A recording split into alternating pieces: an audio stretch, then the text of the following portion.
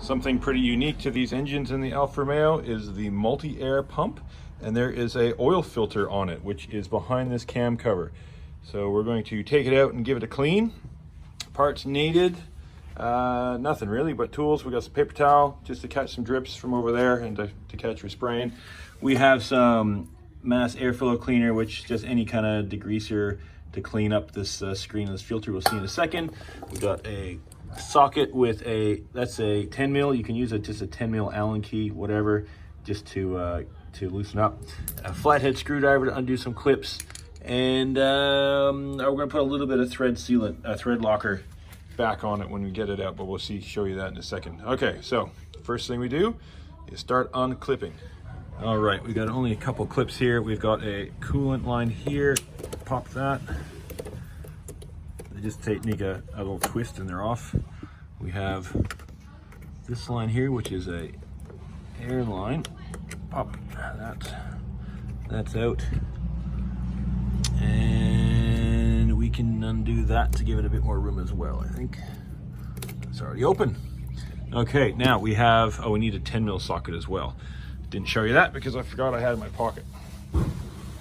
Okay, 10 mil socket and extension. And where are our bolts for that?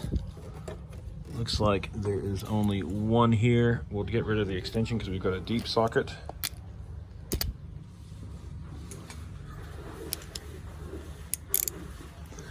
So there is a 10 mil deep in there. I think some of these cam covers have another one here too, but there it is down here.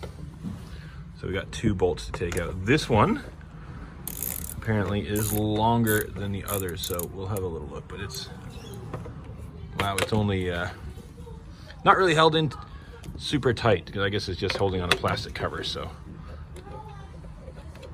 we don't really want to drop stuff, and it's probably not too hard to get to, but there's the shield underneath there, catch the dust shield and under tray. Okay.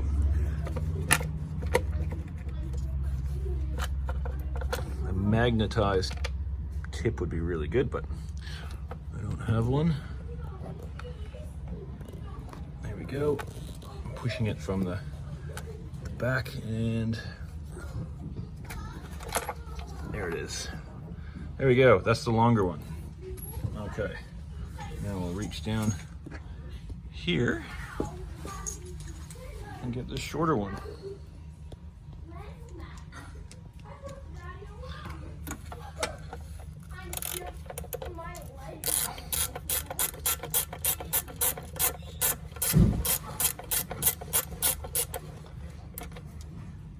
The short bolt. Okay, now that that is all loose, there is a little cable tucked in here, and we want to be able to get that out. It's just in a cover.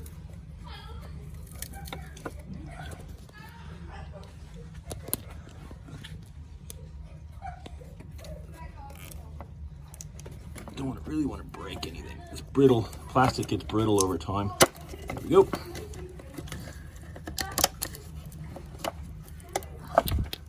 Pretty handy that they stuck it in there, gets it out of the way, and there we go. That is loose and off. Okay, while we're here, now we're gonna have to get the timing belt changed. Probably a not too distant future. I think it's due, but we'll have a quick little inspection of it. And I don't see any cracks, but we'll get it changed out anyway with the water pump. Okay, now this here is what we're removing. So that just screws into the cylinder and comes right out. So we'll get it started, and then we'll put some paper towel down there to catch any oil. Actually, I might open this oil cap too. I don't think there'll be any crankcase pressure, but just to make sure nothing goes squirting out, we'll just have a few drips. Okay, so what we're doing, so there it is down there. Try to get it centered so you can see it a little bit better. And are we even gonna get this in here? No, my socket is too thick. Okay, getting a bit creative. I got the socket, it's 10 mil. There's a 10 mil ratcheting ring spanner wrench. We'll use that Put that in there. Just enough to break it. It shouldn't be too tight, but it might have some thread locker on it. This one, there we go.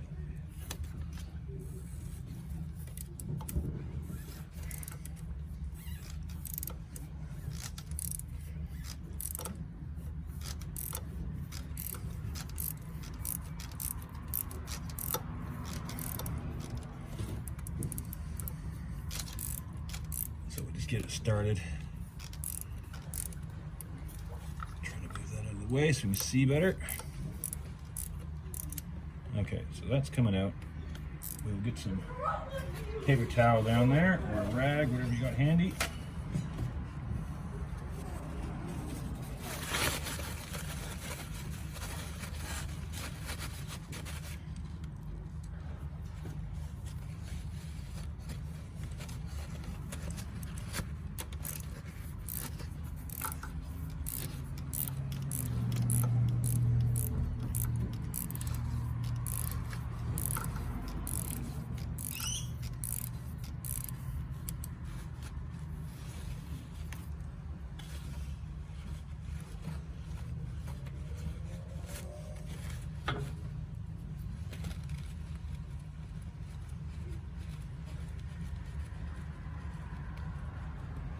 Okay, so it's freely coming out there now. There's a little seal on the end. Let's see how much oil comes out. Oh yeah, there we go, just a bit. And yes, we are due for an oil change, and yes, there is lots of debris on this. Okay, put that back in.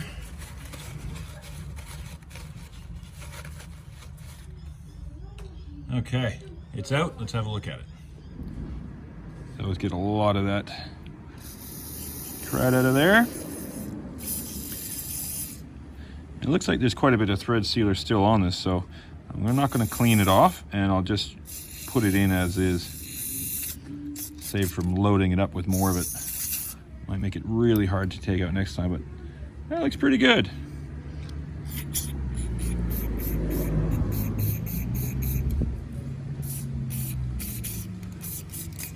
So this helps with the rough idle and a few other issues.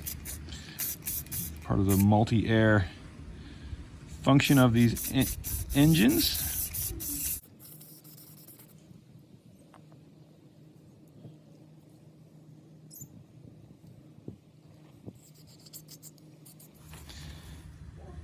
For a 5-minute job, that is nice and clean, and we'll pop that back in there now, and that should help getting the car running back to factory. We get it back to 100%.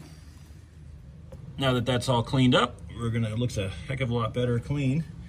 Put it back in, and we'll just get it started. There it goes.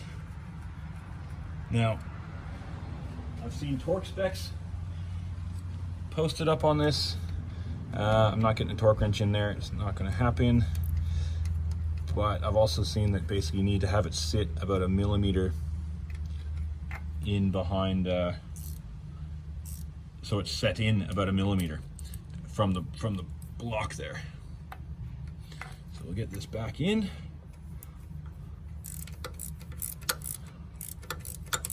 And you can still see the blue on the threads there.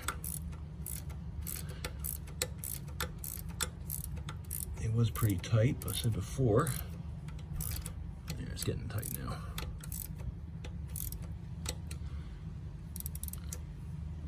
Have a look at that. I just wanted 1 millimeter in.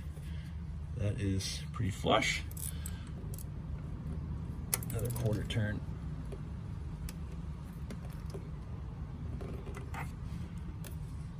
There, it's about 1 millimeter in.